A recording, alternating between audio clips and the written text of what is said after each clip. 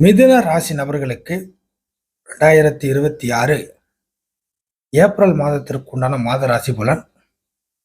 மிதுன ராசி நபர்களை பொறுத்தவரை இந்த மாசத்துல கிட்டத்தட்ட புதன் முழுமையான நீச அமைப்பு.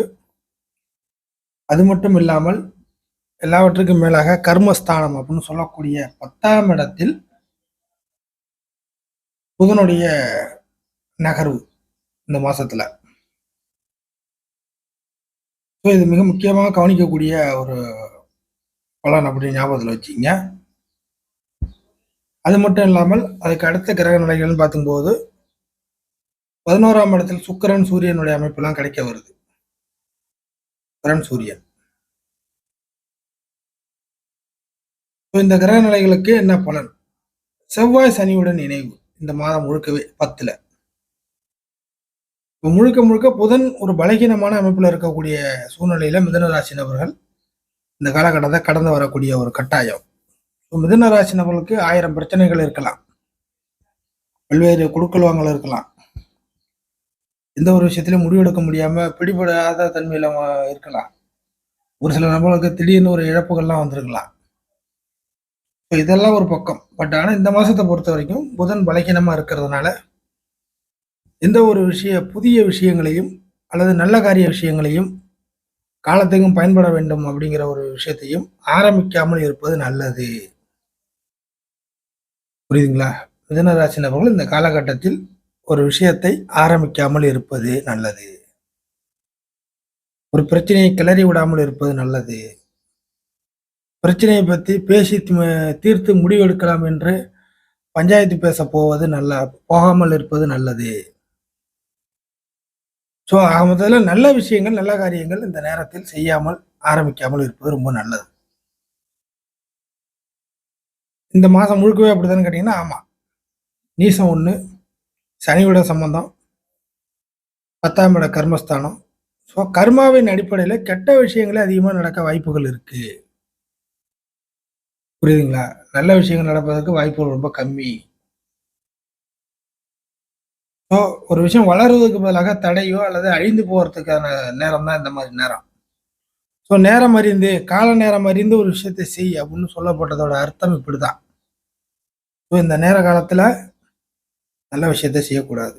நைட் ஆனால் தூங்கிடுறோம், பகலானா வேலைக்கு போகிறோம், முழிக்கிறோம், அந்த மாதிரி தான்.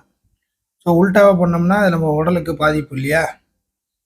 ஸோ அந்த மாதிரியான சில விஷயங்களை இப்போதைக்கு நீங்கள் புரிஞ்சுக்கணும். ஜோதிட ரீதியாக அஸ்ட்ராலஜி நம்பிக்கை உள்ளவர்கள் இந்த மாதிரி விஷயத்த கிரக ரீதியாக புரிஞ்சுக்கிறதா உங்களுக்கு சௌரியமான ஒரு அமைப்பாக இருக்கும். அதே போல் சில விஷயங்களை சேஞ்ச் பண்ணக்கூடாது இந்த நேரம் பார்த்து. சேஞ்ச் நல்லது நினச்சி நீங்கள் சேஞ்ச் பண்ணுவீங்க, அது கெட்டதாக போய் முடியும். கெட்டதுன்னு நினச்சி நீங்கள் ரொம்ப அலசி ஆராய்ஞ்சு உள்ளே போவீங்க, அது உங்களை அதிகமாக உங்களோட எனர்ஜியை எடுத்த மாதிரி ரொம்ப வேலை வாங்குற மாதிரி ஆகிடும். ஸோ சேஞ்சுகளை பொறுத்தவரை, மாற்றங்களை பொறுத்தவரை இந்த மாதத்தை பொறுத்த வரைக்கும் இன்னும் சொல்ல போனால் உங்களுடைய சுய மாற்றங்கள், பர்சனல் மாற்றங்களே இந்த மாசத்துல பண்ணாமல் இருப்பது ரொம்ப நல்லது. இருக்கிறத அப்படியே போக விட்டீங்கன்னாவே சில பிரச்சனைகள் கொஞ்சம் குறைய ஆரம்பிக்கும், இல்லை மட்டுப்படும். பர்சனல் விஷயங்கள்ல குடுக்கல் வாங்கல் விஷயத்தில் எந்த ஒரு ஒப்பந்தங்களும் இப்போதைக்கு தேவையில்லை. புதன் மிக முக்கியமான கிரகம் குடுக்கல் வாங்கல் விஷயத்துக்கு. அப்படிப்பட்ட சூழ்நிலையில் அந்த புதன் அவுட் ஆஃப் த கண்ட்ரோல்ல இருக்கிறதுனால குடுக்கல் வாங்கல் விஷயத்தில் இந்த மாசத்தை பொறுத்த வரைக்கும் ஒரு ஒப்பந்தங்கள், பேச்சுவார்த்தை, கையெழுத்து, எழுத்துப்பூர்வமான விஷயங்கள் இதெல்லாம் பயனற்ற போகும். அதான் உங்களுக்கு சாதகமாக நடக்காது, அடுத்தவங்களுக்கு சாதகமாக போகிறது வாய்ப்புகள் இருக்கு. சொத்துக்கள் வாங்குவதோ விற்பதோ, அதாவது வாங்குறதோ விற்கிறதோ, சொத்துக்கள் விஷயத்தில் கொஞ்சம் ஜாக்கிரதையாக செயல்படணும் இந்த மாசத்தை பொறுத்த வரைக்கும். மேக்சிமம் வாங்குறதுக்கு போல உங்களுக்கு கையை விட்டு போகிறதுக்கு வாய்ப்பு இருக்கு. அந்த மாதிரி விஷயத்தில் ஏதாச்சும் நீங்கள் லேண்டு விற்று சம்பாதிக்கிறீங்க அப்படின்னா அது உங்களுக்கு ஓகே. புரியுதுங்களா? அந்த 6ஆம் இடத்தை வீதியான செவ்வாய் சனியுடன் சம்பந்தப்பட்டு 10ல வருது. இப்போ என்ன ஆகுனாக்கா, சம்பள வேலையில் போயிட்டு இருக்கிற மிதுனராசி நபர்கள் இந்த காலகட்டத்தில்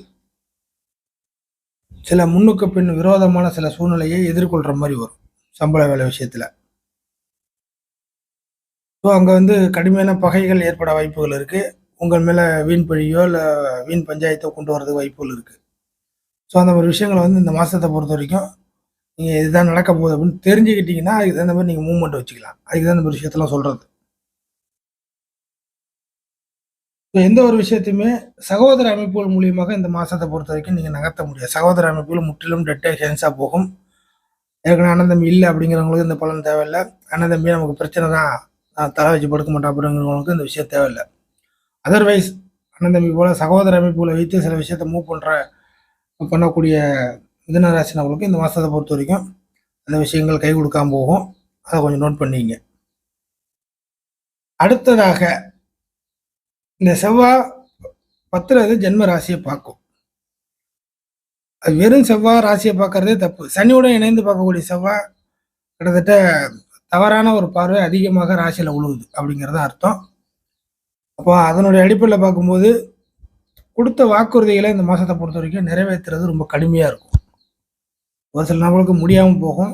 கொடுத்த வாக்குறுதினால மாட்டிக்கிட்டு முடிக்கிற மாதிரியான அமைப்புகள் வரும். கொடுத்த வாக்குறுதியை கொஞ்சம் நிறைவேற்றுறது கொஞ்சம் சிரமமாக போகும். அடுத்து உங்களுக்குள்ள ஒரு வன்ம கேரக்டர் இந்த காலகட்டத்தில் உருவாக வாய்ப்பு இருக்கு. கெட்ட எண்ணங்கள், வன்ம கேரக்டர். நீங்க இது வரைக்கும் குழந்தைத்தனமா கூட இருந்துட்டு போய்க்கலாம். நான் ஒரு அப்பாவி, நான் ஒரு குழந்தை மாதிரி அப்படின்னு நீங்க சொல்லலாம்.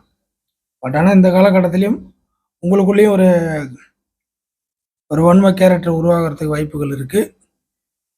அதற்கு நடக்கக்கூடிய சூழ்நிலைகள் ஒரு காரணமாக அமையும். நீங்களா போய் தானா அந்த விஷயத்தை உருவாக்கிக்க போறதில்ல. நடக்கிற சூழ்நிலைகள் அந்த மாதிரி உங்களை கொண்டு போய் நிறுத்தும். அதுக்கு நிறைய பாசிபிலிட்டி இருக்கு.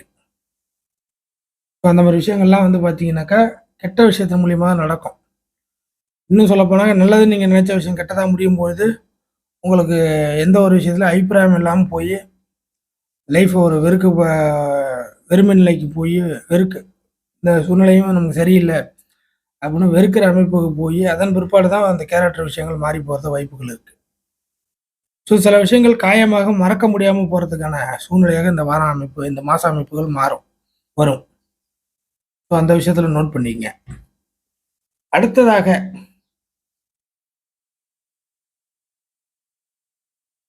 11ஆம் இடத்துல உச்ச சூரியனுடைய அமைப்பு கிடைக்க வருது. 11ஆம் இடத்துல. ஸோ 11ஆம் இடத்துல சூரியனுடைய அமைப்பு, சூரியன் வந்து இந்த ராசிக்கு 3ஆம் இடத்த அதிபதி அப்படிங்கிறனால. ஸோ சூரியன் 11ல் வர்றதுனால என்ன பிரயோஜனம் அப்படின்னு கேட்டிங்கன்னா, இந்த மாதத்தை பொறுத்த வரைக்கும் செவ்வாயுடைய வலுவே அதிகமாக இருக்கிறதுனால சூரியனுடைய வலு இந்த மாதத்தை பொறுத்த வரைக்கும் அந்தளவுக்கு பவராக எடுபடாது மிதுன ராசிக்கு. இன்னும் சொல்லப்போனால் யாராச்சும் பெரிய லெவலில் உங்களுக்கு ஏதாவது ஹெல்ப் பண்ணுறான் போகிறான், ஏதாச்சும் நீ அந்த மாதிரி செய்ய போ அப்படின்னு ஏதாச்சும் ஒரு பெரிய லெவலில் இருந்து உங்களுக்கு ஏதாச்சும் பெரிய இடத்துலேருந்து ஒரு ஆஃபர் கிடைச்சா கூட, பட் இந்த ஆஃபரை செயல்படுத்துவதற்கு இப்போதைக்கு உங்களுடைய சூழ்நிலைகள் ஏதோ ஒரு விஷயத்தில் தயக்கமாயிடும்.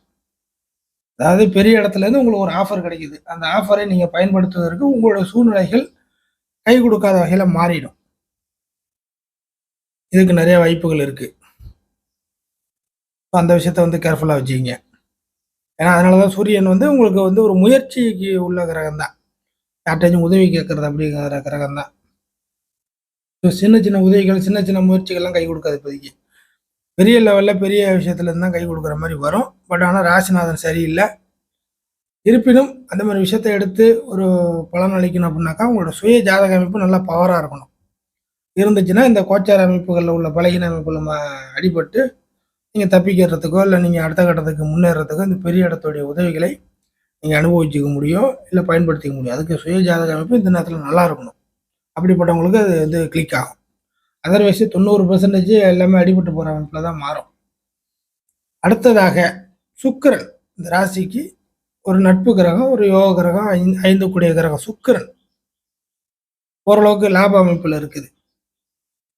ஸோ ஒன்றை வச்சு ஒன்றை பிழைக்கக்கூடியவர்கள், இதை வச்சு அதை பிழைக்கிறது, அதை வச்சு இதை பிழைக்கிறது, இதுலேருந்து அதை மாற்றுறது, அதுலேருந்து இதை மாற்றுறது, அப்படிப்பட்ட ஒரு சூழ்நிலையில் இருக்கக்கூடிய மிதுன ராசி நபர்களுக்கு கை கொடுக்கும். சுக்கிரனால் யோகம் உண்டு இந்த மாதத்தை பொறுத்த வரைக்கும்.